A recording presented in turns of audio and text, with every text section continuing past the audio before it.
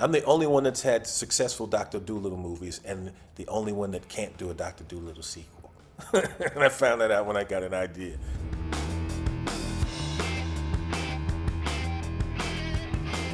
I'm old enough to miss, the old days when action movies didn't have to be part of a big franchise. It didn't come a lot of baggage.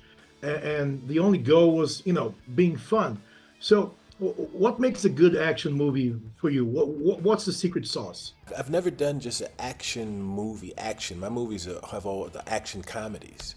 Yeah. So if you have action comedy and you have stuff that's really funny mixed in with action, that just works.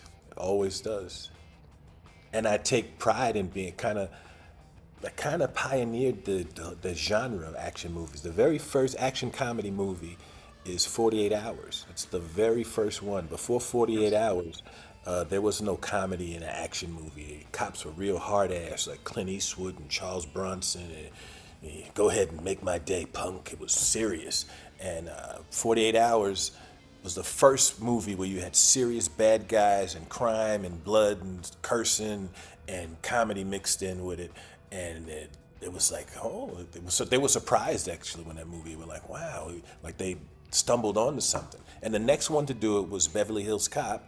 And then Yeah. after Beverly Hills Cop, all the cops started having, yippee ki motherfucker and hasta la vista baby. All the cops got funny, and a literal whole genre started from those. It started with 48 Hours and Beverly Hills Cop though.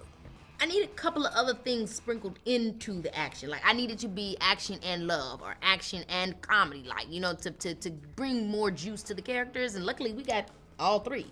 Yeah, I think that's really exciting. And it's also exciting when you see, you want to see Eddie versus Kiki, or it's like, like Pacino versus De Niro. Like it's fun to have, people you're going up against, and you love both. So it's fun to watch, So I think this is it's just a fun movie. There's explosions, there's jokes, there's some romance. Amazing chemistry between Pete and Eddie. I Yeah. mean, just something that you wouldn't expect, but everything you That now was know the you love need. story. At the There end, I it thought we were is. gonna start dating not happen. But not happen. But no, it's a really fun. It's just a fun movie. It's not asking too much of the audience. There's some movies you gotta have a notepad. This is just like endless fun. Yeah.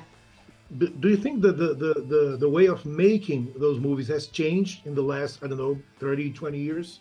Just making movies in general, yeah. It just make movies are made different now. Audiences have short attention spans now, and back in the old days, you could let people can watch a movie and nothing could happen for the longest time, and the audience would still be watching it. Now, if something doesn't happen, the movie has to be edited a certain way, and the story has to be moving, or you'll lose these young people that used to watching stuff on their computer and watching little snippets and stuff, so they don't have the attention span. So you got to be cutting and stuff. So, yeah, even the way you execute, the way you're acting in a scene, it's not. You gotta just hit it. There's no room to have these moments and stuff that people used to have, And now it's just story, story, story, story. I remember my daughter was talking to one of our friends, and they were telling a long, drawn-out story, and she said, "I don't want to hear what happened. I don't want to hear a long story. Just tell me what happened." And that's the way young people are. Streaming is sort of the modern blockbuster video. The difference is, the No, movies I are. don't think so. I don't think so because some of these streamers, Amazon and Netflix, they have hundreds of millions of subscribers. So when you make a movie with the streamers, hundreds of millions of people can watch your movies. It wasn't like that with videos. It Yeah, wasn't you're absolutely right. hundreds of millions of people all around the world. You make your videos available. The theater used to be the go-to place to watch movies, but the streamers now. It's like, hey, you could either go to the movie theaters and stand online and pay your money and go through all that stuff to see a movie, or you can just flip it on in the house. And a lot of people could and like I said, young people nowadays, they watch they got that short attention spans. They look up at a bunch of entertainment on their phones and like on their computers. So it's much easier to just pop a movie in and just go downstairs and watch a stream movie. I have to ask you guys, how was it working with Eddie, and what did you learn from him during the whole shooting process? I mean, the main thing I learned was like you don't need to overshoot it. Not literally overshooting it, like meaning filming wise, but like literally, you don't have to overshoot the joke, the moment, the situation. You just have to play the truth of the character, and that's like a cliche like thing that you hear all the time with comedy. But it's easy to get wrapped up in like this is the joke. He never does that. He always resists that, and watching him do that, it just kind of affirms that. But also you get to see it in real time, somebody doing it really, really well. And it was also great because that makes improv so fun because it's like, okay, how does my character respond? It's great to see it at that level. Yeah, the situation itself is funny. So you don't have to try to be funny. There's nothing worse than trying to be funny because it's not, especially with Eddie Murphy in the room. You don't want to try to be funny. So there was some stuff in the script. The script's great and the writers are great and they're making a lot of movies, but there was some stuff where we got there and we were like, this seems like we shouldn't do this. It would be better if we were just chill. That's funny. In your words, it would be a hat on a hat. Yeah, a hat on a hat. That was my whole thing. Isn't that kind of like a hat on a hat? Yes. I really ran with that. I loved it. He'd be like, that's a hat on a hat. That's a hat on a hat. Pull it back. Someone said that to me once, and I was like, I can't wait to use that phrase. And I used it for 3 months. So was Tim's story very strict with the script, or he let you guys loose? Malleable as hell. Yeah, for sure. He'd be like, guys, you guys could just do whatever. Sorry, I've been doing this all day. We did one as is on the page, and then he was like, you guys just go have fun. He was a very trusting director. He was. He liked us. He would always say, I don't have to say nothing to you guys. I don't have to direct you guys. Yeah, there was barely any. He'd be like, that was great. Go ahead, do it again.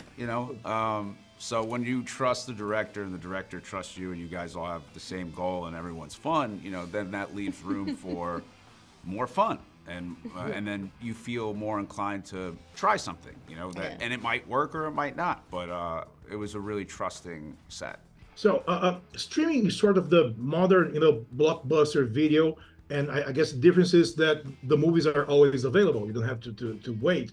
So for you guys, what makes a perfect movie night? I mean, food for me, the snacks. Like, what are we eating up and what are we gonna get? I know that's so crazy because it's like, what? But it's like, seriously, I'm looking to get up in there, order that meal. Hopefully it's like a little dine-in. My favorite cinema ever is Nighthawk Cinema, New York. Have you been? What's that? I've never been. Nighthawk Cinema. It's not a drive-in, is it? It's not. I love a drive-in. Drive-ins are fun. You ever go? Because they're kind of janky. I went to one in Atlanta, and it's a radio frequency, so you could catch another movie. I was watching I went to go see Bad Boys, but I was getting Abigail, the vampire movie. So I was watching, Martin Lawrence and Will yell at each other, but it was like, we gotta get these vampires out. And I was like, this isn't the right movie. But I think one, being comfortable. That's the difference between you can be comfortable in a theater, but when you're in your home and you got your recliner and you smoke a cigar or just chill, you're in your own environment, you have your friends over, it's a fun thing to do. Yeah, I mean that's gonna be really, really fun for the pickup. Just being at home with your family, just cuddling up on a couch, making some popcorn, making your own little dishes, getting into it. And the broadness of the audience, because you got Eddie, so you got everybody. Yeah. And then, Kiki, there's someone in there for everyone. So, yeah. And for me to wrap it up, Eddie, you did, Axel Foley last year and Coming to America, and the legacy sequels are all the rage now. Do you have any other character you'd like to revisit? Not off the top of my head. I have some old ideas that I've been wanting to do for years and years. I still have a couple of things. I'm going to make that movie one day. I still have a couple of things like that. But I don't have any sequels. I don't have any sequels in mind. Actually, we did have an idea for a Dr. Dolittle, but it turned but we're not doing some kind of weird way where Fox owns the Dr. Dolittle. First of all, on all the Dr. Dolittle movies that have ever been made, the one with Rex Harrison and all the one they did 2 or 3 after me. The only ones that ever worked were mine. The 2 ones that I did were big, huge boxes, big all around the world, and some kind of weird way, I'm the only person who can't do that. The only way I could do a Dr. Dolittle sequel is I have to do it through 20th Century Fox, and they have to make the movie. But no one else, I can't make another. It's weird. But other people could do a Dr. Dolittle. But the character that I played, Fox owns the character. It's some weird shit. So it's like, in a nutshell, I'm the only one that's had successful Dr. Dolittle movies, and the only one that can't do a Dr. Dolittle sequel. And I found that out when I got an idea. Tá com a mesma cueca de sexta-feira? Devia mesmo ter achado estranho.